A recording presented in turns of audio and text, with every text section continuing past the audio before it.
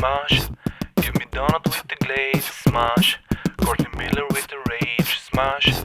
Crazy dumpster wizard mage, smosh it, I'ma smosh it, smosh it, smosh it, I'ma smosh it, smosh it, smosh it, I'ma smosh it, smosh it, smosh it, I'ma smosh it.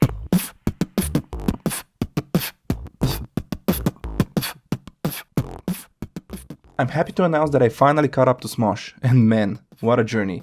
It's always interesting to see a story evolve from a small cast of 2 protagonists to a humongously large bundle of characters. Mainly because it's interesting to see how they handle our time with said characters and make us care about them. And the writers of Smosh have a rather interesting approach to character writing, but more on that in a bit. The main story of Smosh, and I will not be including the spin-off Smosh games because of the different cast of characters and stories, is divided into 4 major sagas: the beginning, the defy, the fallout, and the mythical saga.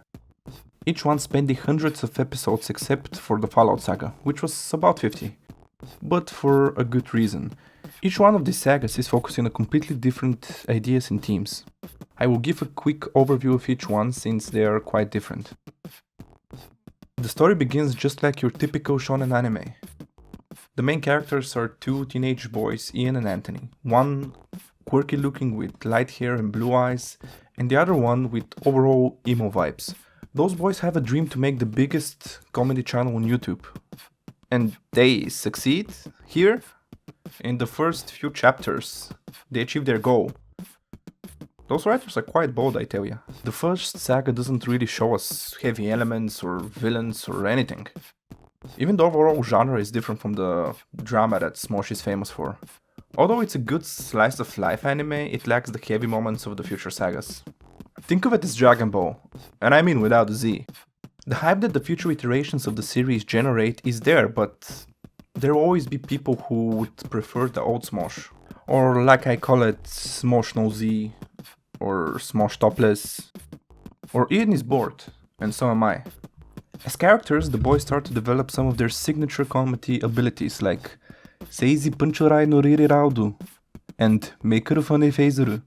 Not only that, but they collect some of the much needed techniques for viewer collection, like Boba Inazertamuru Neiru, O Feizuru, Explosion, and so on. And like I said, they become the biggest creators on the platform. And it all ends when they pass on the torch to the next creator. This makes me feel like the writers of the show really wanted this to be the end. But we all know how this goes. The success of the show would push the creators to basically milk it out of its mind, like the cash cow that Smosh is. Although, I have to admit that I like the future sagas way more. Which leads us to the next saga, Defy.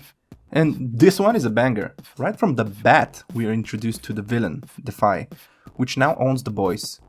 But for now is going to stay in the shadows. Something changes in the videos that Ian and Anthony are making. We start to see a bigger production involved, new side characters introduced, several tournament arcs named either Winter or Summer Games, crossovers with the now airing spin-off Smosh games, and much more. The story begins when 3 new core characters are introduced, Olivia, Noah and Keith, with all of them taking the usual anime tropes. Keith being the cool and talented but sweetheart trope, Noah the quirky, shy nerd with small experience in the outside world, and Olivia being the say random stuff, nothing seems to faze her but will secretly murder you type. Shortly after, 2 more characters are introduced, Courtney and Shane. Courtney is an interesting one. Her character designs point that she's going to be the token, pretty, everybody likes her kind of character, and she is. But she completely ignores that and tries to win everybody over, although she already has. It's like winning in some kind of a sports event and afterwards going to the losing team and saying we're gonna crush you. And then we get to Shane. A lot of people confuse him to the protagonist, and why wouldn't they? He has the very safe, visually speaking design with a light hair and a loud mouth.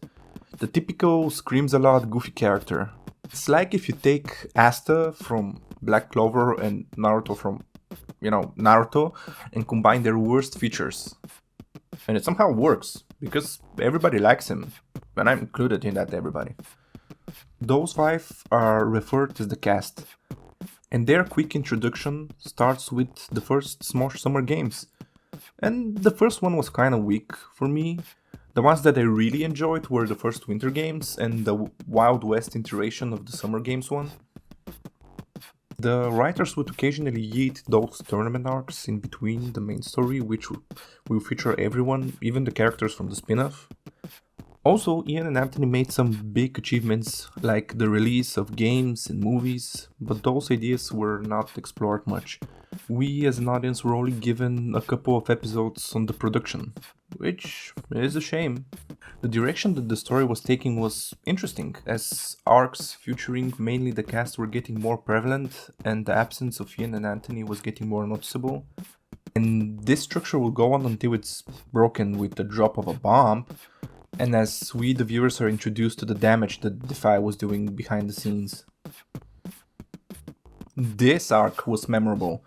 We could have guessed that the emo one was going to leave in search of power. We've seen it before, Sasuke being the most well-known example. But the moment when it happened was perfect. Anthony left at a moment where everything seemed to be getting to a repeatable formula. That was the first hit of the villain. The characters would go on after briefly addressing the situation, and then they would repeatedly make the joke, "Where is Anthony?" Which I feel like again draws inspiration from Naruto, with the whole Naruto won't stop asking for Sasuke thing. Which honestly, in Naruto I felt like it wasn't that annoying, but I guess that is subjective. And at last, Defy would make his final attack by self-destructing with everybody inside it. That's how it ends. That's how you end the saga. 10 out of 10, honestly. The characters are left broken, barely alive. Ian disappears after he tells everybody he's going to fix it. Yeah, overall, a great saga. The Fallout saga is one of silence. We would see the cast and Ian grow distant because of the lack of communication, as Ian is trying to buy all of the rights to Smosh. We will see how Anthony plans to gain his power. Sasuke spent 2 years training with Snake Man Orochimaru, and Anthony spent a day with every kind of person imaginable in order to gain their knowledge. And it goddamn works! Anthony's current subscriber power is almost a third of Smosh's, which the cast alone has 15 people now.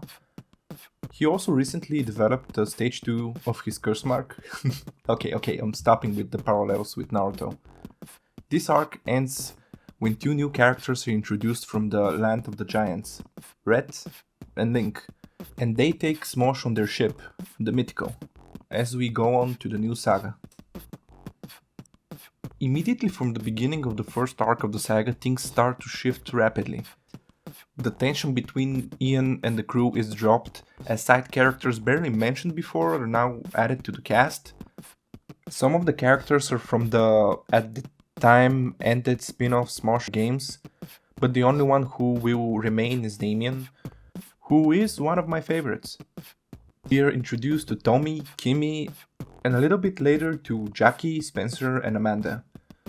Those are the consistent ones, because let me tell you, a lot of characters come and go. And as you can guess, this becomes a hassle for the writers to keep a consistency over the traits and personalities. So they introduce a system.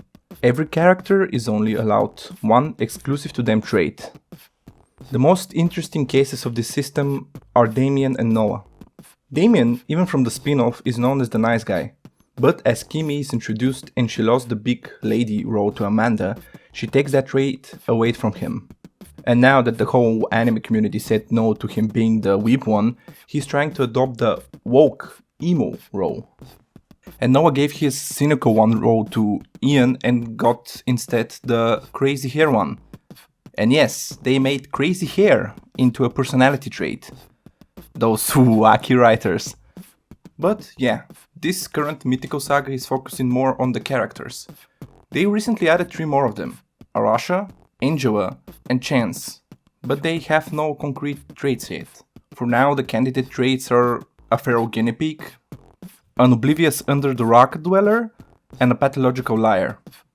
At least they don't spam the same joke about Anthony yet, so we'll see. One more thing that they added for the characters is the previously exclusive to Shane's signature jokes or gags. Basically, one of the characters will make a joke and run it into the ground, and the viewers will apparently like it. I am included in those viewers. So that's it. A great but long watch. If you had to choose, I would recommend One Piece. So yeah, just as a disclaimer, I really like Smosh, and that's why I'm making the video. The jokes that I allowed myself to do are all jokes that they would and they have made about themselves. So I do hope nobody is offended. And if you, yes you, like the video, you can share it and subscribe, I guess. I really do want to make more animation / beatbox / review videos like this. So this will help a lot. Thank you for watching. Bye!